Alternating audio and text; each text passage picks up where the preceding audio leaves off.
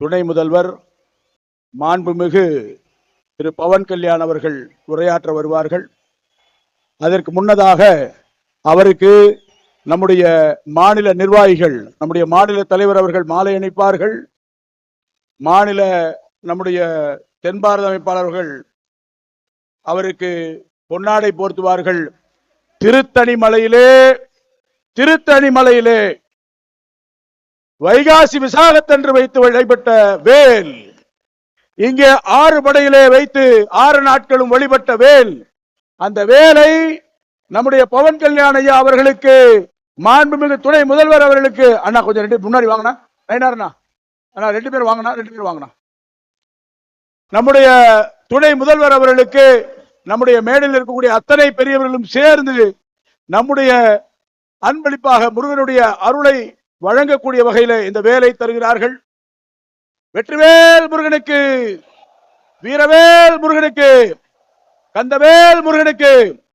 Operation Sindoor நடக்கிற போது முருகன் ஒரு போர்க்கடவுள், ஆகவே ஆறுமுனை வீட்டிலும் அவருக்காக ஒரு வழிபாடு நடத்த வேண்டும் என்று தன்னுடைய ஜனசேனா கட்சியை சார்ந்த அத்துணை நபர்களையும் அனுப்பி வைத்து இங்கே எல்லா 6 படைகளிலும் அந்த வழிபாட்டை நடத்தியவர்.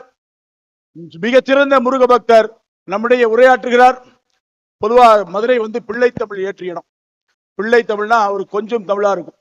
அது மாதிரி இந்த நேரத்தில் உங்க எல்லார் சார்பாகவும் நம்முடைய மாண்புமிகு துணை முதல்வர் பவன் கல்யாண் ஐயா அவர்களுக்கு நீங்க தமிழ்லயே பேச வேண்டும் என்ற கோரிக்கையும் இந்த நேரத்தில் வைத்து அவரை உரையாற்ற அழைக்கிறோம்.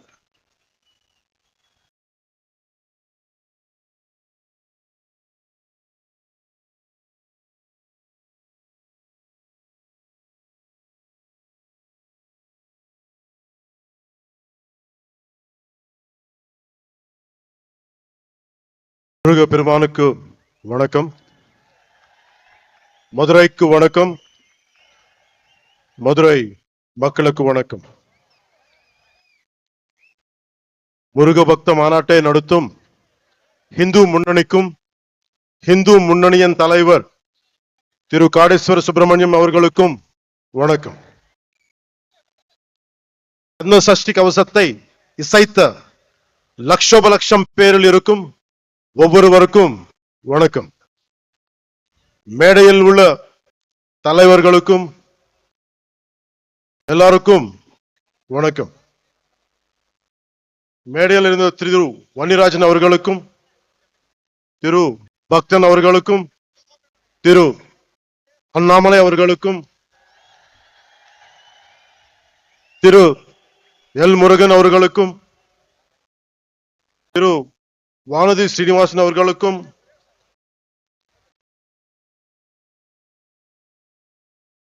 முன்னாள் ஆளுநர் மேதகு தமிழிசை அவர்களுக்கும் வணக்கம்.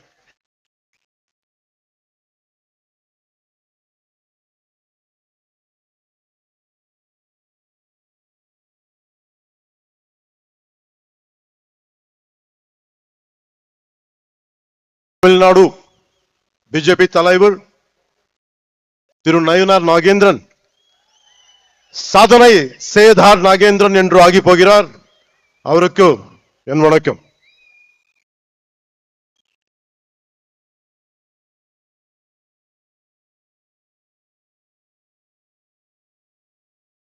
இங்க கூடியிருக்கும் சன்னியாசிகள், குருமார்கள், மதாதிபதிகள், ஜீயர்கள் அனைவரையும் எவது சிரம் தாழ்த்தி தலை வணங்குகிறேன். என்னை மதுரைக்கு வரவழைத்தது முருகன். அந்த வெற்றிவேல் முருகனுக்கு என்னை வளர்த்தது முருகன். அந்த வீரவேல் முருகனுக்கு எனக்கு துணிச்சல் தந்தது முருகன். அந்த சுரவேல் முருகனுக்கு, மதுரைக்கும் முருகனுக்கும் நெருக்கம் அதிகம். முருகனின் முதல் அறுபடை வீடும் கடைசி அறுபடை வீடும் மதுரையில் தான் உள்ளன. மதுரை என்பது மீனாட்சி அம்மன் பட்டினம். மீனாட்சி அம்மன் தாய் பார்வதியின் அம்சம். எனவே முருகனின் தாயாரும் மதுரையில் தான் உள்ளார். முருகனின் தந்தை சிவபெருமான் முதல் சங்கத்துக்கு தலைமை ஏற்று மதுரையில் தான் இருந்தார். எனவே இந்த மதுரையில் தாயமே இருக்கிறார், தந்தியும் இருக்கிறார், மகனும் இருக்கிறார். அப்படின்னா மதுரை மக்கள் எத்தனை புண்ணியம் பண்ணி இருக்க வேண்டும். அந்த புண்ணியத்தின் விளைவாக பசும்பொன் முத்துராமலிங்க தேவர் அவதரித்தார்.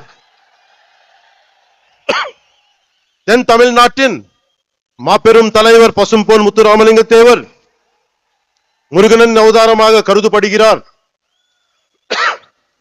அவர் சிலைக்கு அருகே மயிலும் வைக்கப்பட்ட உள்ளது.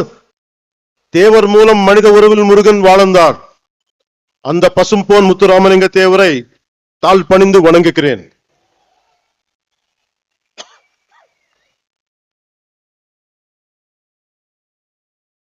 இப்போது மதுரையில் நடத்த ஒரு நிகழ்வை சொல்ல போகிறேன்.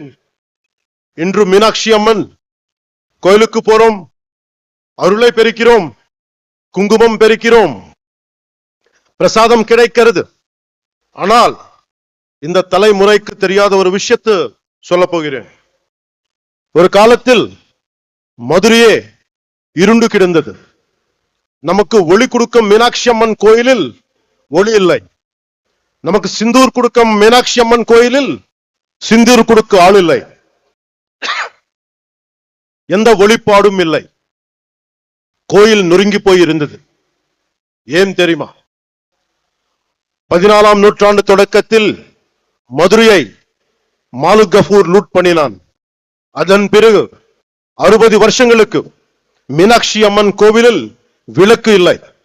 மீனாட்சி அம்மன் கோயில் மூடப்பட்டிருந்தது. அது மதுரையின் இருண்ட காலம். 14ஆம் நூற்றாண்டின் முடிவில் மதுரையில் மீண்டும் ஒளி பிரிந்தது. அந்த ஒளி விளக்கை ஏற்றி வைத்தார் விஜயநகர இளவரசர் குமார கம்பனன். இதுல இருந்து என்ன தெரிந்தது? நமது நாட்டு நம்பிக்கைக்கு அழிவில்லை, அதுவும் யாராலும் அழிக்க முடியாது. நமது கலாச்சாரம் ரொம்ப ஆழமானது, நம்மை அசைக்க யாராலும் முடியாது. கன்னியாகுமரியில் இருந்து காஷ்மீர் வரை நமது அறம் ஆழமாக இருந்தது. அது இன்றும் ஆழமாக இருக்கிறது, இனியும் ஆழமாக இருக்கும். இதுதான் இந்த தெய்வீக பூமியின் பலம்.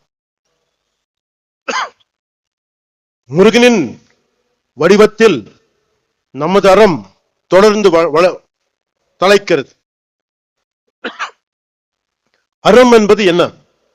உலகை தீமை சூழும் போது அதை அறுப்பது அறம். எல்லோரையும் சமமாக பார்ப்பது அறம். தீவர்களை செய்வது அறம். தீவர்களை வதம் செய்வது அறம். அதன் பெயரே புரட்சி. அது செய்பவரே புரட்சி தலைவர். எனவே உலகின் முதல் புரட்சி தலைவர் முருகன் பெருமாள். நம்ம எல்லோரும் இங்க வந்தது ஒரே ஒரு கடவுளுக்காக, புரட்சி தலைவர் முருக பெருமாளுக்காக, உலகின் முதல் புரட்சி தலைவருக்காக. அநீதியை அழித்ததால் அவர் புரட்சி தலைவர்.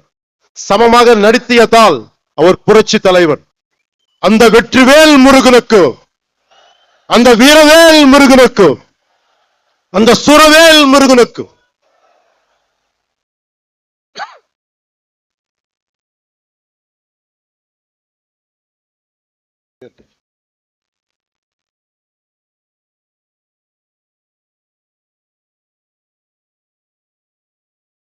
ஒரு கட்சி தலைவர் கேட்கிறார், முருகன் மாநாட்டும் ஏன் தமிழ்நாட்டில் நடத்துகிறீர்கள்? யூபிஎல் குஜராத்தில் நடத்த வேண்டியதுதானே என்று கேட்கிறார். இதன் மூலம் பிரிவினை செய்ய பார்க்கிறார். இது போல் சில கேட்கிறார்கள். இன்று முருகை நோக்கி கேட்கிறார்கள், நாளை சிவபெருமானை பார்த்து கேட்கலாம், அம்மனை பார்த்து கேட்கலாம். இந்த சிந்தனை மிக மிக ஆபத்தானது. அதை பற்றி சொல்கிறேன். இந்த சிந்தனை இது ரொம்ப காலமா இருந்தது. அது பற்றி சொல்கிறேன். நான் 14வது வயதில் சபரிமலைக்கு போனவன். தைப்பூசத்துக்கு திருத்தணிக்கு போவதை பார்த்தவன். நான் சென்னை மயிலாப்பூர் படித்த போது நெற்றியில் பட்டையுடன் ஸ்கூலுக்கு போனவன். சிறிது காலத்திலே மாற்றம் தெரிந்தது. அடுத்த 10 ஆண்டுகளில் நெற்றியில் விபூதி பூசுவதை கேள்வி கேட்டார்கள். எனவே என் 14வது வயதிலேயே இந்த விதமான கேள்விகளை எதிர்கொண்டவன். எல்லோருக்கும் இந்த எக்ஸ்பீரியன்ஸ் இருக்கும். அதை நாம் பெருத்துப்படுத்தவில்லை. காரணம், நம் இந்துக்கள் செக்குலரிஸ்ட். கிறிஸ்தவராக இருக்கலாம், ஒரு முஸ்லிமாக இருக்கலாம். ஆனால் ஒரு ஹிந்துவாக இருந்தாலே இவர்களுக்கு பிரச்சனை. ஒருவன் ஹிந்துவாக இருந்துவிட்டால் அவன் மதவாதி. இதுதான் இவர்களது போலீஸ் செக்குலரிசம். நம்பிக்கையை கொண்டாட எனக்கு உரிமை உள்ளது. அதை கேட்க நீங்கள் யார்? உங்கள் நம்பிக்கையை நாங்கள் கேள்வி கேட்கவில்லை. அதே நாகரிகத்தை நீங்கள் கடைபிடியுங்கள். என் மதத்துக்கு மரியாதையை கொடுக்க விட்டாலும் பரவாயில்லை, அவமரியாதையை செய்யாதீர்கள். முருகனை பற்றி கேள்வி கேட்கும் நீங்கள் அரேபியாவில் இருந்து வந்த மதங்கள் பற்றி இதே கேள்வியை நீங்க கேட்க முடியுமா? அதற்கான துணிச்சல் உங்களுக்கு உண்டா? அதனால சொல்றேன், சீண்டி பார்க்காதீர்கள்.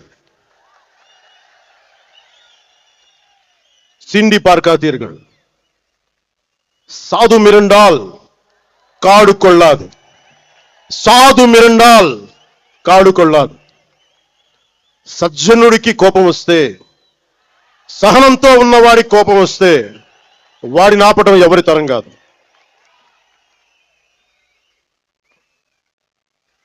முருகன் தமிழ் கடவுள்.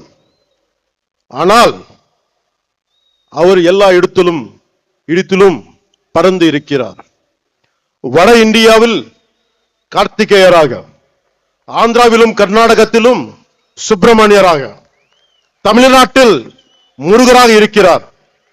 முருகப்பெருமான் உலகம் முழுதும் பறந்து இருந்தாலும் அவரது பாதம் தமிழ்நாட்டில் ஊன்றி இருக்கிறது. எனவே அவரது மண்ணை வணங்குகிறேன்.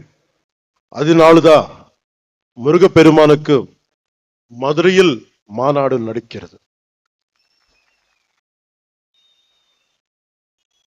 அதனால்தான் இந்த மாநாட்டுக்கு நாம் எல்லாமே வந்திருக்கிறோம்.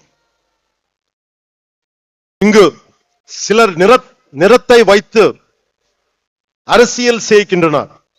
நமக்கு நிறத்தில் எந்த பேதமும் இல்லை. கிருஷ்ண பகவான் கருப்பு, காளி மாதா கருப்பு. நாம் நிறத்தின் வழியாக பார்ப்பதில்லை, அகத்தின் வழியாக பார்க்கிறோம். ஆனால் இங்கு கருப்பு நிறத்தை வைத்து கடவுளை சீண்டும் கூட்டம் உள்ளது.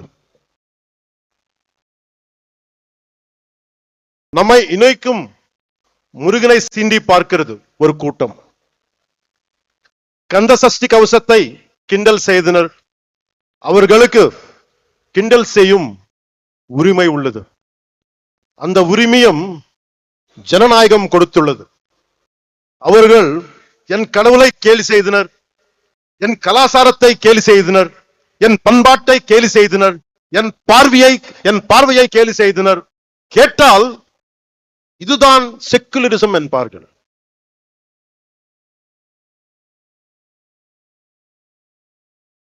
மற்றவர்கள் நம்பிக்கையை கொச்சைப்படுத்த அவர்கள் யாரு? முருகனை கேள்வி கேட்க அவர்கள் யார்? அறத்தை அசைத்த பார்க்க அவர்கள் யார்? அவர்களால் மற்ற மதங்கள் பற்றி இது போல பேச முடியுமா? அரேபியாவிலிருந்து வந்த மதங்கள் பற்றி அவர்களால் இப்படி பேச முடியுமா? நம் மதத்தை பற்றி மட்டும் ஏன் இப்படி பேசுகிறார்கள்? நாம் அமைதியானவர்கள், எல்லாவற்றையும் சகித்துக் கொள்ள கூடியவர்கள். மீனாட்சி அம்மன் கோவில் 60 ஆண்டுகள் மூடி கிடந்தும் பார்த்து கொண்டுதானே இருந்தோம். அந்த துணிச்சலால் பேசுகிறார்கள். பொறுமை என்பது கோழைத்தனம் அல்ல. இங்கு உள்ள முருக பக்தர்கள் அனைவரும் ஒரு பார்வை பார்த்தாலே போதும். ஒரு பார்வை. நம்ம கடவுள்னு திட்டுறது கூட்டம் காணாத கூட்டம் ஆகிவிடும். சிவபெருமானை நெற்றிக் கண்ணை திறந்த பூமி இது. இன்று இந்த கூட்டம் வரும், நாளை இன்னொரு கூட்டம் வரும். எத்தனை நாள் பொறுப்பது? முருகனை பற்றி இழிவாக சொன்னால் உங்கள் இதயம் நொறுங்க வேண்டாமா? நீங்கள் துடிக்க வேண்டாமா? பதற வேண்டாமா? நம்மை காப்பாற்றும் முருகனை நாம் காப்பாற்ற தேவையில்லை. ஆனால் நம்மை காப்பாற்றுவதற்கு கைமாறு செய்ய வேண்டாமா? நன்றியை காட்ட வேண்டாமா? நம்பிக்கையை சொல்ல வேண்டாமா? இந்த மாநாட்டிலேயே இப்போது ஒரு முடிவுக்கு வருவோம். எப்படி மின்னல் கண்களை குருடாக்கமோ, எப்படி காற்றாற்று வெள்ளம் கரைகளை உடைக்கமோ, அது போல பொங்குவோம். நான் உங்களுக்கு அறைகூவல் விடுக்கிறேன். அநீதியை தட்டி கேட்க திருளுவோம். அறத்தை காக்க அனைவரும் எழுவோம். முருகன் நீதியை காப்பாற்ற புறப்படுவோம். இந்த முருகுப்படை திற்றது கூட்டத்தை தவிர்க்கும். இப்படை தோற்கின் எப்படை வெல்லும்.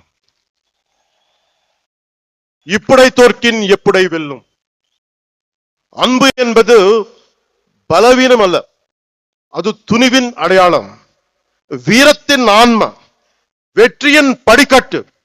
அன்பால் இணைவோம், ஆவேசத்தால் வெல்வோம். சூரபத்மனை வதம் செய்த புரட்சி தலைவர் பாருங்கள். இது கலியுகம். முருகன் நேரில் வரமாட்டார். நாமே முருகனின் உணர்வாக மாறுவோம். நாச சக்திகளை நிர்மூலம் செய்வோம். இந்தியா அரசமைப்பு சட்டம் நமது அறத்தை காக்கிறது. அரசமைப்பு சட்டம் இல்லாத காலத்தில் மாலிக் கஃபூர் வெறியாட்டம் போட்டான். ஆனால் கடந்த 75 ஆண்டுகளாக அரசமைப்பு சட்டம் இருக்கும் போதே ஒரு கூட்டம் ஆடுகிறது. காரணம், நாச சக்திகளை ஆரம்பத்திலேயே கிள்ளி எறியாமல் விட்டுத்தான்.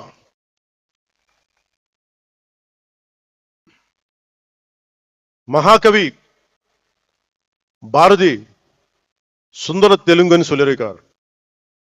அந்த தெலுங்கிலும் ஒரு 2 நிமிடம் பேச என்னை அனுமதிக்குமாறு கேட்டுக்கொள்கிறேன்.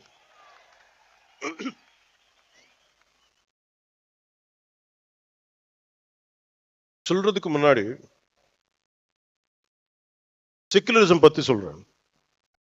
நம்ம நாட்டுல secularism is a convenient word for a lot of people in our country. Specifically,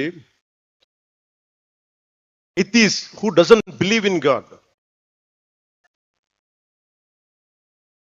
Hindu மத்த மதங்கள், what these atheists say, they don't believe in God. நம்ம கடவுள் நம்ப மாட்டாங்க.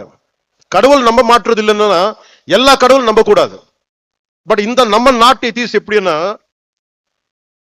only Hindu கடவுள் நம்ப மாட்டாங்க. That is the definition of secularists of our country, atheists of our country. This is the issue of our country. Secularism is no discrimination against anybody in the name of religion. நம்ம நாட்டுல secularists வந்து no discrimination against anybody in the name of religion except Hinduism, except Hindu gods and Hindu culture. Hindu culture திட்டிட்டே இருங்க, Hindu God's abuse பண்ணிட்டே இருங்க. That is secularism for them. They don't have the guts to point out any other religion except Hindu dharma. இந்த நாத்திகர் கூட்டத்துக்கு, secularist கூட்டத்துக்கு அரசமைப்பு சட்டம் கொடுத்த one great weapon is there. அது என்ன? freedom of speech.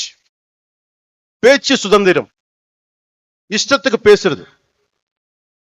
நம்ம கடவுளும் திட்டுறது பழக்கம் ஆயிடுச்சு. இவர்கள் கடவுளும் திட்டினாலும் நம்ம எல்லாரும் கோவப்படக்கூடாது, கவலைப்படக்கூடாது. ஏன்னா அது பேச்சு சுதந்திரம். அவர் திட்டிட்டே இருப்பாங்க, நம்ம மட்டும் நிம்மதியா இருக்கணும். ஏன்னா நீங்க இந்துக்கள். இது மாறணும். This has to change. If this does not change, it would be very difficult to sustain our religion, our dharma. Anywhere in our country, being a Hindu, I'm not a fanatic Hindu, I'm a committed Hindu. Respect Islam, I respect Christianity. Only na கேக்குறது என்னன்னா, don't disrespect my Hindu dharma. நம்ம அறம் பத்தி நீங்க எதுவுமே சொல்லாதீங்க. This is my pleading. ரெண்டு வேளா, is there need to translate? Someone translate? இல்ல யாராவது இருக்காங்களா டிரான்ஸ்லேட் பண்றது தெலுங்குல? ఓకే, మీకు కొంతమందికి తెలుగులో మాట్లాడితే అర్థం అవుతుంది అనుకుంటా.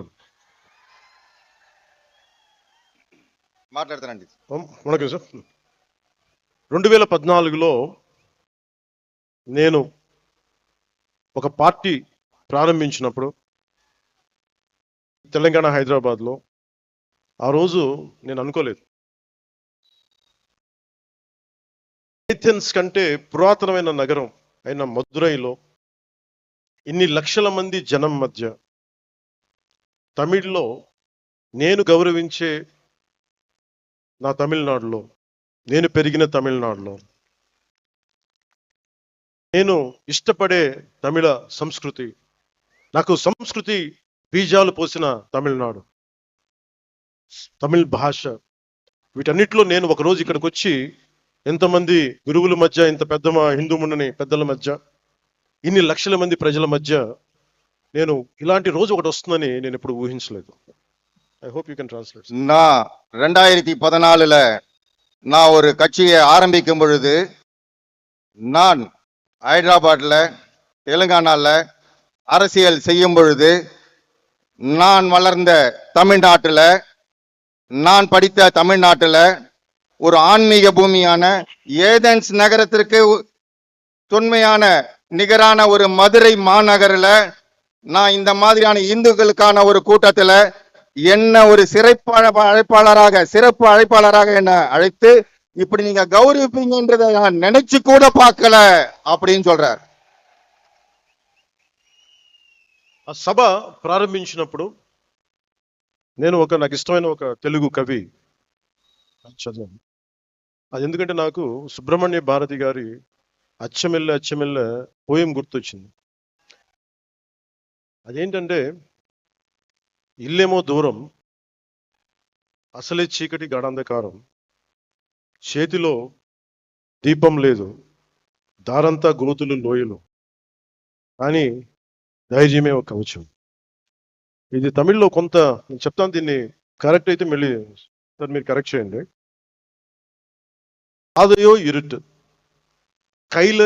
கையிலே விளக்கு இல்லை, வீடோ நெடுந்தொலைவில், வழி முழுவதும் மேடு பள்ளம், மனதில் துணிச்சல் தவிர வேறு இல்லை, அச்சமில்லை அச்சமில்லை அச்சமென்பதில்லையே என்று மகாகவி பாரதி சொல்வாரே, அதுதான் துணைக்கு வந்தது.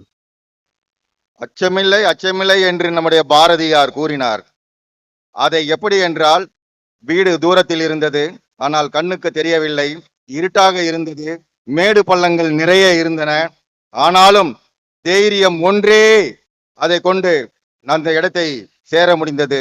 அதைத்தான் அவர் அச்சமில்லை அச்சமில்லை அச்சமில்லை என்பதை தைரியத்தோடு நாம் செய்து கொண்டால் எதையும் வெற்றி அடைய முடியும் என்பதை அவர் கூறுகிறார். அதான் திருத்தி சொல்ல சொன்னார். నేను ఈరోజు ఇలా నిలబడగలుగుతున్నాను అంటే నాకు మురుగన్ చూపించిన దారి, ఆయనకి నా మీద ఉన్న అపారమైన భక్తి. ఆయన చూపించిన దారి ఏంటంటే ధైర్యం, వీరత్వం, ప్రేమతో నిండి ఉంటుంది. முருகன் என்னுடைய கடவுள், எனக்கு தைரியத்தை கொடுத்தவர் அவர்தான். அவர் கொடுத்த ஒவ்வொரு வழியையும் தைரியத்தையும் பார்த்துதான் இன்னைக்கு நான் இந்த இடத்துல நிக்கிறேன்றத சொல்றாரு அவர். మురుగన్ చూపించిన దారిలో నడిస్తే విజయమే వస్తుంది, మంచి కోసం మార్పే తెస్తుంది. முருகன் காட்டின வழியில நாம நடந்தா நல்லதே நடக்கும், வெற்றியே நடக்கும், நமக்கு எல்லாமே நல்லதே நடக்கும், வெற்றி தான் நடக்கும்ன்றத அவர் சொல்றாங்க. ఈ దారి కష్టమైనది, కానీ బలాన్నిచ్చేది, ధైర్యాన్ని నింపేది, అనుకున్నది సాధించేది. இந்த பாதை மிக மிக கடினமானது, ஆனா இந்த பாதையை நம்ம கடந்துதான் ஆகணும். அதுக்கு முருகனை நினைச்சு நம்ம கடுமையாக போராடி நிச்சயமாக வெற்றி அடைய வேண்டும் என்ற நோக்கத்தோட போகணும்னு சொல்றாங்க. మనం వెళ్లే దారిలో, మనం ఎంచుకున్న దారిలో శత్రువులు, అరాచక శక్తులు ఉంటాయి, భయపెడతాయి. కానీ వీరవేల్ వెట్రివేల్ మురుగన్ తోడుండగా మనకేంటి భయం? நம்முடைய பாதையில ராட்சசர்கள், கடுமையான கொடுமையான ராட்சசர்கள் இருக்கிறாங்க.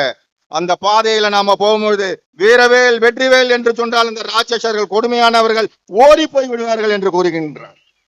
మార్పు అనేది ఒకటి. ఈరోజు మనందరం ఇక్కడ ఉన్నాం, గ్యాదర్డ్ హియర్, కానీ మార్పు తీసుకురావడానికి, మార్పుని తీసుకురావడం అంత ఈజీ, తేలిక కాదు. కానీ మనందరం కలిసికట్టుగా నిలబడి పోరాడితేనే వస్తుంది మనం అనుకుంటున్న మంచి మార్పు. நம்முடைய எண்ணங்கள் எல்லாம் நிறைவேற வேண்டும் என்றால் நிச்சயமாக நாமல் ஒன்றாக இணைந்துதான் இதற்கு இந்து துகளாக போராட வேண்டும் என்று சொல்கிறார். அப்படி ஒற்றுமையாக நாம் போராடினால் நிச்சயமாக நமக்கு வெற்றி கிடைக்கும் என்று கூறுகிறார். இந்த காலத்துக்கு பொருத்தமான எனக்கு பிடித்த திருக்குறள் ஒன்று உள்ளது. அந்த குறள் சொல்கிறது, சுண்டலிகள் ஆயிரக்கணக்கில் படை எடுத்தாலும் ஒரு நாகுபாம்பு பார்த்து சீறினால் போதும், அந்த எலிக்கூட்டம் காணாத போய்விடும். அதுபோல நமது எதிரிகள் எவ்வளவு பேர் இருந்தாலும் முருகனின் தந்தை சிவபெருமான் கழுத்தில் உள்ள நாகம் பார்த்தாலே போதும், காணாத போய் விடுவார்கள். நான் இதை உங்களுக்கு டிரான்ஸ்லேட் பண்ணணும்னு தேவையில்லை. எனவே மாற்றம் வருவது உறுதி. Change is bound to happen. మార్పు తథ్యం. మనం అనుకున్నది సాధిస్తాం, మన ధర్మానికి నిలబడతామని తెలియజేసుకుంటూ మీ అందరికీ நன்றி, வணக்கம். மாற்றம் ஒன்று மாறாதது. நிச்சயமாக தர்மத்தின் தலைமை நிலை நின்று, தர்மத்தின் பாதை நின்று நாம் ஜெயிக்கத்தான் போகிறோம், ஜெயித்து காட்டுவோம் என்று கூறி நான் வணக்கம் கூறுகிறேன். முருகனை நம்பினால் வெற்றிதான், முருகனை நம்பினால் உயர்வுதான், முருகனை நம்பினால் எழுச்சிதான். அந்த வெற்றிவேல் முருகனுக்கு அரோகரா, அந்த வீரவேல் முருகனுக்கு அரோகரா, அந்த சூரவேல் முருகனுக்கு அரோகரா. நன்றி, வணக்கம். மிக அற்புதமான ஒரு உரையை வழங்கிய மாண்புமிகு துணை முதல்வர் பவன் கல்யாண் ஐயா அவர்களுக்கு மனமார்ந்த மகிழ்ச்சியை தெரிவித்துக் கொள்கிறோம். அடுத்தபடியாக நமக்கெல்லாம் எல்லோரும் சேர்ந்து பாடக்கூடிய ஒரு உலகளவில் சாதனை புரியக்கூடிய கந்தர் சஷ்டி கவசம் இருக்கும்.